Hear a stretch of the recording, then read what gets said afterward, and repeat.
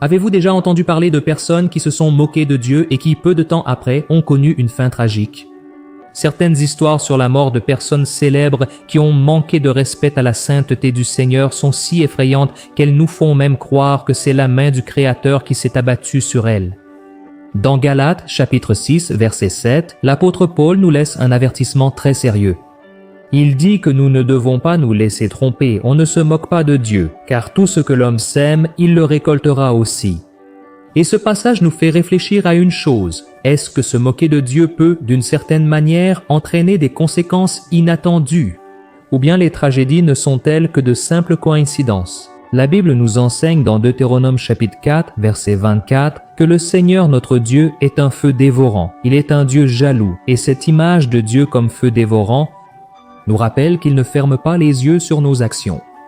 D'ailleurs, la Bible dit que nous ne devons pas utiliser le nom du Seigneur en vain, mais bien souvent, ce n'est pas ce que nous faisons. C'est pourquoi, en plus de faire attention à notre propre vie, nous allons maintenant découvrir des histoires de personnes célèbres qui, à un moment donné, se moquaient, riaient de Dieu, pensant que rien de grave ne pouvait leur arriver, mais qui ont soudainement connu des morts tragiques. À la fin, je donnerai mon avis sincère sur la question de savoir si Dieu punit ou non de mort ceux qui déshonorent son nom. Il est crucial que vous regardiez jusqu'à la fin avant de laisser votre commentaire. Et n'oubliez pas de vous abonner ici à ma chaîne, d'activer la cloche parce que je veux vous aider à marcher avec Dieu chaque jour, d'accord? Et maintenant, allons-y. Avant d'entrer dans les histoires qui ont marqué la vie de certaines personnes célèbres qui se sont moquées de Dieu, il est très important que nous nous rappelions quelque chose de surprenant et d'effrayant qui a été enregistré dans la Bible. Dans le 2e livre des Rois, chapitre 2, il est écrit que le prophète Élisée montait un jour vers Béthel lorsqu'un groupe de jeunes a commencé à se moquer de lui en criant « Monte, chauve, monte, chauve !» Mais le prophète Élisée a réprimandé ces jeunes au nom du Seigneur et, immédiatement, la Bible dit que 2 ours sont sortis de la forêt et ont attaqué ces garçons en tuant 42 d'entre eux. Je sais que cela est totalement effrayant pour nous, mais ce passage nous montre que le manque de respect envers l'autorité de Dieu et envers ceux qu'il a choisis peut effectivement avoir des conséquences sévères. Ces jeunes se sont moqués d'Élisée non seulement à cause de son apparence, mais parce qu'ils rejetaient totalement le prophète et, par conséquent, ils rejetaient Dieu lui-même. Et maintenant, nous allons découvrir quelques cas de moquerie qui ont très mal fini malheureusement. Le premier cas, John Lennon. John Lennon était un musicien, chanteur et compositeur britannique qui a fondé le groupe The Beatles, l'un des plus grands et des plus populaires groupes de tous les temps. Et lors d'une interview qu'il a donnée à un magazine américain en 1966 lorsque son groupe a atteint le sommet du succès mondial, John Lennon a dit quelque chose qui a choqué de nombreux chrétiens et provoqué la colère de plusieurs chefs religieux à l'époque. Il a dit ceci: « Le christianisme va disparaître, va se réduire, disparaître. » Je n'ai pas besoin d'en discuter, j'ai raison. Jésus était sympa, mais ses disciples sont très simples. Aujourd'hui, nous sommes plus populaires que Jésus-Christ. Et après avoir dit cela, déjà en solo et quelque temps plus tard, John Lennon a été assassiné à New York par un fan du chanteur nommé Mark David, devant l'immeuble où il vivait avec sa femme et son fils. Le 8 décembre 1980, après être rentré d'une session d'enregistrement en studio, vers 10h50 du soir, Lennon a été abordé par ce fan qui a tiré 5 fois sur lui et, même s'il a été rapidement emmené à l'hôpital, John Lennon n'a pas survécu à ses blessures et il a été déclaré mort peu de temps après. Et le plus étrange dans tout cela, c'est que l'assassin n'a pas fui les lieux et est même resté assis à attendre en disant « Maintenant, je suis plus célèbre que John Lennon ». Le deuxième cas, Tancred Neves. Tancred Neves était un important homme politique brésilien engagé dans la lutte pour la démocratie au Brésil. Il était avocat et a occupé des postes importants tels que député, sénateur, premier ministre et gouverneur. Tancred s'est particulièrement distingué en dirigeant le mouvement qui a aidé à sortir le pays de la dictature militaire et à le ramener à la démocratie. Et en 1985, le Brésil était encore sous le système d'élection indirecte, c'est-à-dire que le président était choisi par le Congrès national et non directement par le peuple. Et Tancred Neves a été le candidat choisi par l'opposition pour affronter la dictature et il a remporté la dispute contre le candidat soutenu par les militaires. Sa victoire a représenté l'espoir d'un avenir démocratique et a été célébrée par des millions de Brésiliens comme la fin de la dictature et le début d'une nouvelle ère au Brésil. Et lors de la campagne présidentielle, Tancred a dit que s'il avait 500 voix, même Dieu ne le retirerait pas de la présidence de la République. Et il a même obtenu les voix, mais la présidence lui a été retirée. Il se trouve qu'il est tombé gravement malade le 14 mars 1985, rien de moins qu'un jour avant de prendre ses fonctions comme président du Brésil. Il a été hospitalisé et a subi plusieurs interventions chirurgicales, mais après plus d'un mois à lutter pour sa vie, il est décédé le 21 avril 1985. Autrement dit, Tancredo est mort sans avoir pu prendre ses fonctions de président.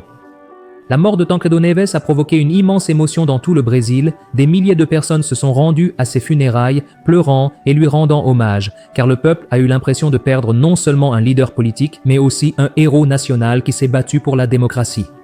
Et beaucoup pensent que s'il n'avait pas blasphémé contre Dieu, tout aurait pu être bien différent. Le troisième cas, Cazuza. Cazuza était un chanteur, compositeur et poète brésilien. Il est devenu célèbre en tant que chanteur du groupe Barão Vermelho, où il a contribué à créer de grands succès du rock national. Plus tard, Cazuza a poursuivi une carrière solo et s'est distingué par ses paroles pleines d'émotion et de critique sociale, devenant un symbole de la musique brésilienne dans les années 80. Et lors d'un concert dans une salle de spectacle très célèbre à l'époque, appelée Caneco à Rio de Janeiro, le chanteur a tiré une bouffée sur une cigarette de marijuana, a soufflé la fumée vers le haut et a dit « Dieu, celle-ci est pour toi ». Et peu de temps après, Cazuza a été diagnostiqué avec le syndrome d'immunodéficience acquise en 1987, une maladie qui, à l'époque, n'avait pas de traitement efficace. Il a encore lutté contre la maladie pendant 3 ans, mais il est finalement décédé à l'âge de 32 ans. Mais rappelons-nous, mes frères, que selon certains récits, Cazuza se serait tourné vers le Seigneur dans ses derniers instants de vie. Selon l'infirmière Ana Maria da Costa, qui l'a accompagné pendant son hospitalisation, il aurait accepté Jésus comme son Seigneur et Sauveur après un moment de prière et de repentir.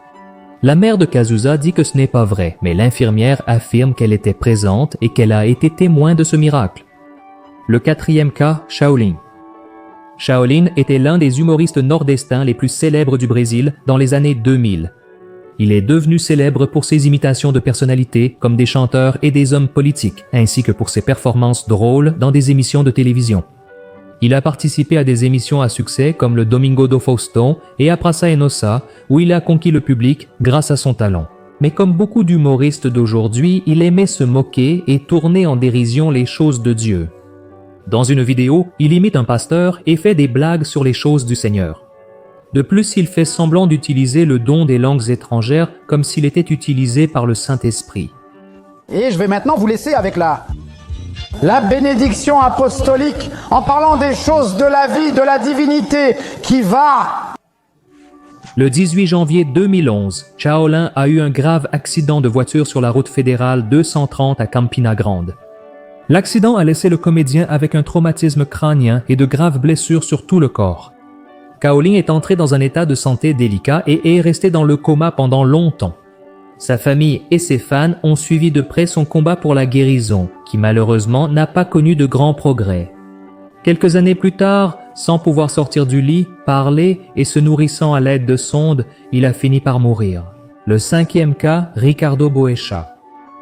Ricardo Boechat compte parmi les journalistes les plus célèbres du Brésil. Durant sa carrière, il a travaillé dans les plus importants journaux, radios et télévisions du pays.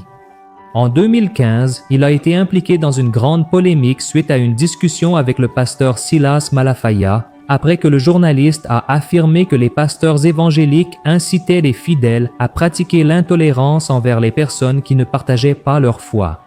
C'est dans le cadre des églises néo-pentecôtistes que se produisent des actes d'incitation à l'intolérance religieuse. Ne m'embête pas, tu es un idiot, un imbécile, un escroc, un voleur d'argent des fidèles, un exploiteur de la foi des autres. De plus, Boechat était un athée assumé et aimait beaucoup se moquer et tourner en dérision les choses de Dieu. Lors d'une interview dans l'émission Agora et Tarde, qui était présentée par l'humoriste Danilo Gentili sur la chaîne télévision Band, Bochat s'est moqué du jugement dernier et du retour de Jésus-Christ. Et attention, Jésus vient d'arriver sur terre selon les spécialistes. C'est la deuxième fois que ce phénomène se produit. Quelques semaines plus tard, Dieu a remis une prophétie au pasteur Carlos Alberto de l'église Tabernacle de Dieu où il disait qu'il arriverait quelque chose de très grave à une personne très célèbre de la télévision. Dans des conversations de cette année, Nabaduk, Subnei, Xabadara, Sebia, Anaï, beaucoup de ceux qui avaient un grand nom n'auront qu'un seul nom gravé sur la tombe, rejoignant des artistes de la Kamanassia, des carrières fulgurantes déclinant, comme une étoile filante qui tombe du ciel. Alors, Xabadara Badasso. Eh bien, frère, tout indique que ce mot que nous venons de voir parlait de Ricardo Boixa.